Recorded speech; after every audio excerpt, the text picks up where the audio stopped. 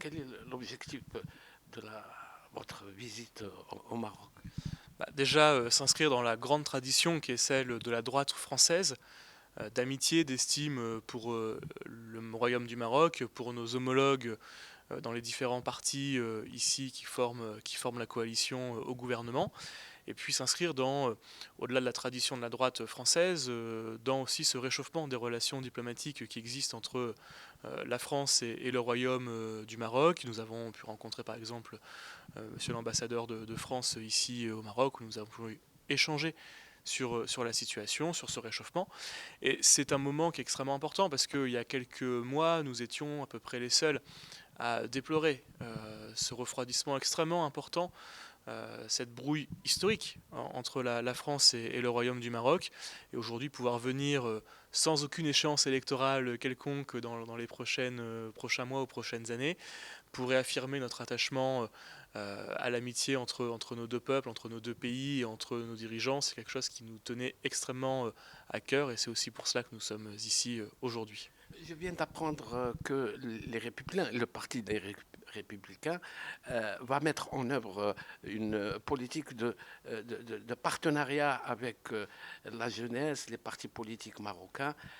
Pouvez-vous nous éclairer sur ce point? Écoutez, nous avons déjà une relation très longue avec une des composantes de la coalition, avec l'Istiklal, qui est un partenaire des Républicains, auparavant de l'UMP, en France depuis maintenant plus d'une vingtaine ou une trentaine d'années. Donc c'est un vieux partenariat. Il y a des nouveaux partis politiques qui maintenant émergent sur la scène politique marocaine, le PAM, le RNI. Donc c'est aussi important que nous puissions tisser des liens et s'inscrire dans cette tradition aussi de nos grands leaders qui avaient des relations personnelles avec les uns et les autres, et donc de pouvoir rencontrer ceux qui feront le Maroc de demain, mais qui font déjà aussi en quelque sorte le Maroc d'aujourd'hui. C'est extrêmement bénéfique.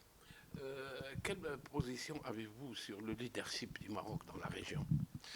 Aujourd'hui, le Maroc déjà est un pôle de stabilité pour l'ensemble du Maghreb, mais également pour l'Afrique. C'est une puissance régionale indéniable, et c'est aussi une reconnaissance de tout le travail qui a été fait. On l'a vu, parce que c'est pas récent cette position de leadership, on l'a vu au moment du printemps arabe par exemple. Le Maroc, de par sa stabilité, de par son organisation institutionnelle, n'a pas été touché, ou très peu, par le printemps arabe, quand dans d'autres pays voisins, les régimes qui étaient en place depuis de très nombreuses années ont été balayés. Ici, cela est dû à une osmose entre la population, entre Sa Majesté le roi bien évidemment, et avec les partis politiques qui maintiennent une volonté d'avancer entre tradition et modernité. Et donc cette reconnaissance du travail qui est celui du Maroc, de la société marocaine, des partis politiques marocains, des institutions marocaines, font qu'aujourd'hui, ça doit être notre interlocuteur à nous Français pour non seulement la zone du Maghreb, non seulement la zone de la Méditerranée, mais également l'ensemble de l'Afrique. Et en particulier, quand on voit la situation au Sahel, on se doute bien que le Maroc est évidemment la clé de la région. Nous sommes venus ici dire que nous connaissions nos amis. Le Maroc est l'ami de la France. Et c'est important de le dire aussi clairement que cela. Nous savons très bien comment dans l'histoire nos deux pays ont eu à coopérer. Nous savons à quel point nos intérêts sont communs, ce sont des intérêts économiques, des intérêts géopolitiques, mais aussi à quel point nos valeurs sont communes. Et c'est ce que nous sommes venus rappeler après plusieurs mois qui ont été très durs, à la fois pour le Maroc, mais aussi pour ceux qui aiment le Maroc en France, de voir à quel point ces deux pays s'étaient séparés. Ce réchauffement, il vient progressivement, la visite du ministre des Affaires étrangères français y contribue, mais nous pouvons mieux faire, et nous devons mieux faire. Notre présence aujourd'hui, elle vient pousser ce qui semble encore un peu timide dans ce réchauffement à aller plus loin en France. Nous allons rencontrer, et nous avons déjà rencontré des leaders de partis, des responsables politiques du Royaume du Maroc, et nous allons continuer à le faire en disant que nous savons où sont nos amis, que ce réchauffement doit s'accélérer, et qu'il ne s'agit pas seulement de sortir de cette petite période tout doucement. Il faut revenir à autre chose qui était une relation très étroite entre la France et le Maroc. Le Royaume du Maroc a à y gagner, et la France a à y gagner aussi. C'est-à-dire plus clairement, pour le Sahara marocain, qu'est-ce que vous pensez? Le souverain au Maroc a annoncé clairement les choses. Il a dit que cette question du Sahara marocain était une question fondamentale, existentielle. Et donc il faut que nous sortions de l'ambiguïté. Je vous disais tout à l'heure que nous connaissions nos amis. Le Maroc est un peuple ami, un royaume ami. Et donc il faut que la France ait une parole claire. Je comprends qu'il y ait des étapes à passer. Mais pour ma part, je souhaite passer cette étape et c'est aussi pour ça que je suis venu ici au Maroc. Je ne me suis jamais exprimé sur le sujet comme député français. Je l'ai fait parce que je voulais comprendre, que je voulais que ma position soit une position mûrie, réfléchie, pas seulement une position d'amitié avec le Maroc. Je suis allé à Darla, j'y ai passé du temps, y compris avec les acteurs économiques, pour comprendre comment cette région était en train de se développer. Et je sais que le rôle du Maroc, la souveraineté du Maroc, est absolument essentielle, y compris à l'essor de cette région-là.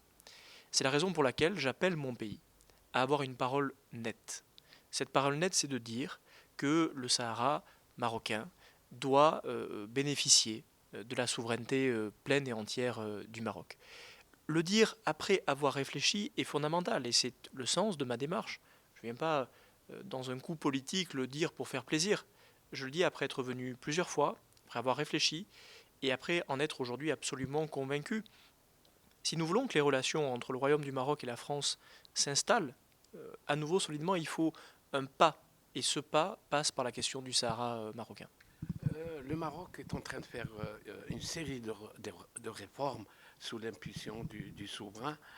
Comment voyez-vous cette avancée, ce progrès du Maroc vers le futur? C'est un sujet que les grandes nations du monde ont en commun. À la fois préserver ce qui fait notre force, nos traditions, notre histoire, ce que nos anciens nous ont légué, mais aussi se projeter dans la modernité. Si le Maroc ne le fait pas, si la France ne le fait pas, alors ce sont d'autres extrémismes qui le feront. Je pense que le chemin que le souverain a dressé pour le Maroc, c'est un chemin que nous devons regarder à la fois pour le Maroc mais aussi pour la France, de veiller à toujours concilier la tradition et la modernité. La modernité, c'est quoi? D'abord, c'est la prospérité économique.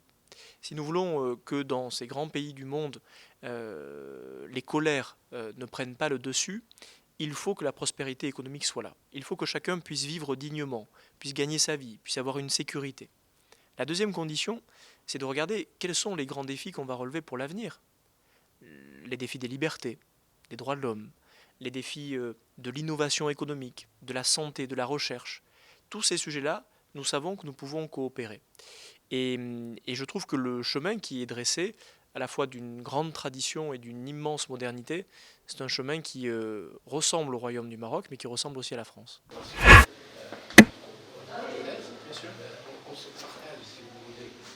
L'occasion de venir sur des bases solides. Il faut nous habituer à venir. Exactement. Exactement. Et puis,